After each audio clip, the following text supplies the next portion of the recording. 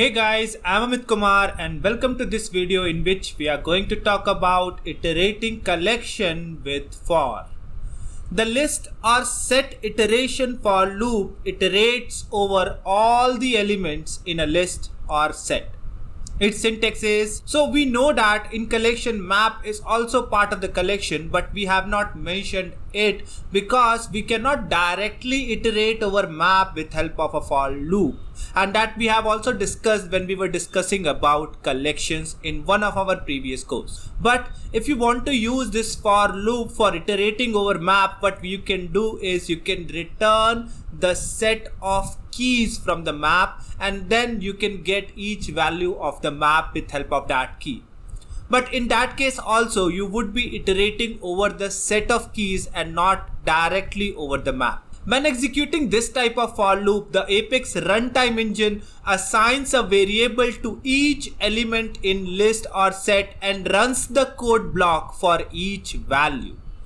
Modifying a collections element while iterating through that collection is not supported and causes an error. So when you are iterating over a collection with help of for loop, it's not allowed to modify that collection over there, and if you will try to do so, it will cause an error. But still, if you want to modify, there are few ways to do that, and we are going to discuss that as well. So to add elements while iterating a collection, keep the new elements in a temporary collection and add them to the original after you finish iterating the collection. To remove elements while iterating a collection, create a new collection, then copy the elements you wish to keep. Alternatively, add the elements you wish to remove to a temporary collection and remove them after you finish iterating the collection.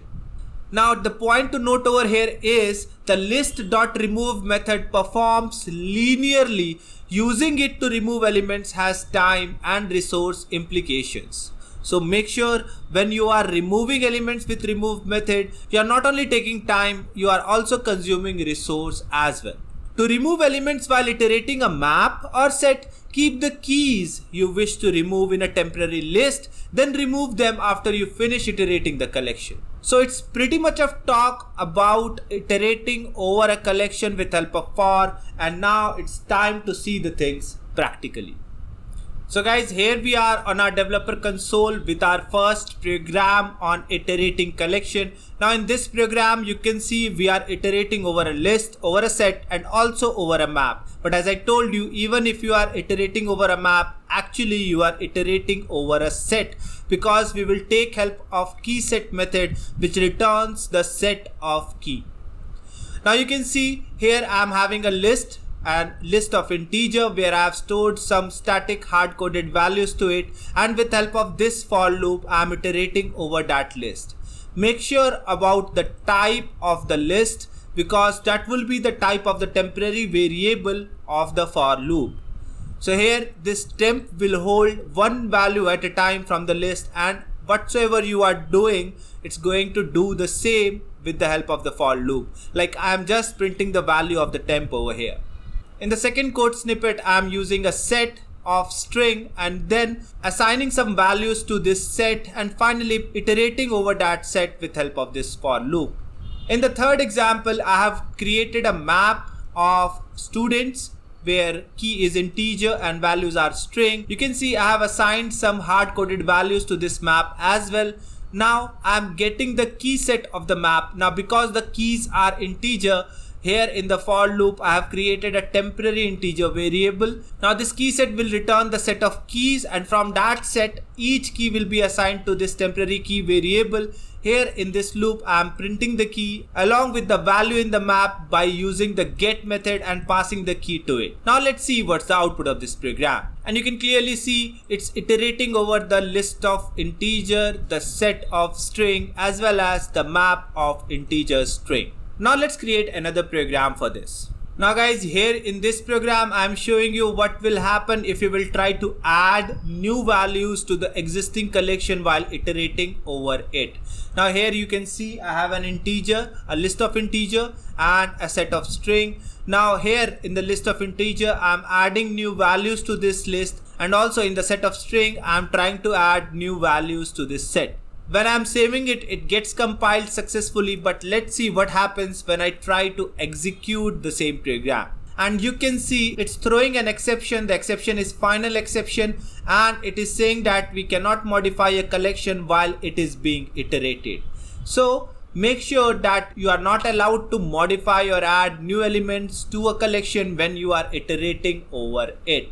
So guys, let's see how we can modify a list element or a collection element when we are iterating over it. So guys, here is our program, and you can see here I have created a list of integer where I have assigned some values. Now these values have been entered in random fashion. Some of the values are even numbers, some of them are odd numbers. We have printed the original list over here, and now we have created a temporary list as well. Now here, with the help of this for loop, we are iterating over that list, and within this for loop we are trying to modify the list element, not directly but with help of a temporary list or a temporary collection. What is the logic of modification? Now for all the even numbers that are there, we are just making them double. Like for 24, the new list will have 48. For 12, it will have 24. So we will just double the even numbers, and we are subtracting 2 from all the odd numbers. So 35 will become 33, 17 will become 15, and like that. Now what I'm doing over here is, when I'm iterating over it, I have created a new integer variable t, and I'm checking whether that temp is an even or odd with the help of this math.mod. This math.mod will divide the temp by 2 and checking for the remainder. If it is even number, I'm storing the double of the temp inside t, and if it is an odd number, I'm subtracting 2 from the odd number and storing it in t. After this checking, I'm storing the t variable inside the temporary list, and after this whole iteration, I'm clearing the whole list itself and then adding all the values available in the temporary list. So let's see what's the output. And now you can see the original list and the modified list, where the modified list is having the double of even numbers and 2 is subtracted from the odd, and you can see the values. Now let's see how to remove values from a list. So guys, here in this program, I have again created an integer list and assigned some value to it. I have printed the original list and created a temporary list again.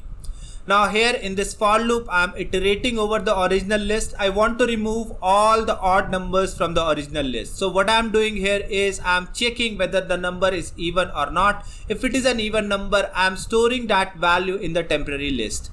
Now after this loop, I am clearing all the values from the original list and then adding the temporary list to it. Since the temporary list is only having even numbers, after execution of these two statements, the original list will have only the even numbers and all the odd numbers will be removed. Now let's see what's the output.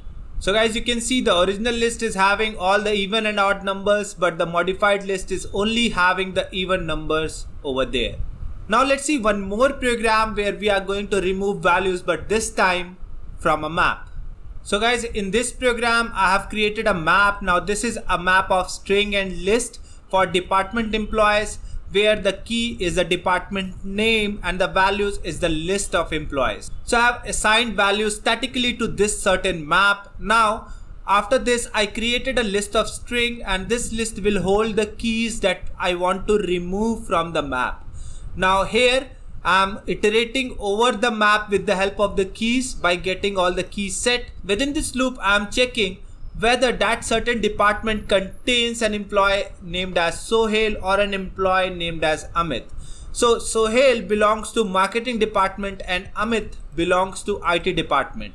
So if that certain department or that certain key is having any certain employee named as Sohail or Amit, I'm just holding the department name inside this list of string. After this loop, after iterating over the map, I am running one more loop. This loop is removing that specific value from the map with the help of that key. So here I am passing in the key, and that certain value will be removed, which is having that specific key. Means after execution of this program, finally when I will print the department employees, it will not have marketing and IT department, and it will only show values from sales and service department. Now let's see the output. So guys, you can clearly see now that certain map is only having sales and service department employees and not IT and marketing department. So guys, that marks the end of this video. See you soon in the next video. Till then, thank you and take care.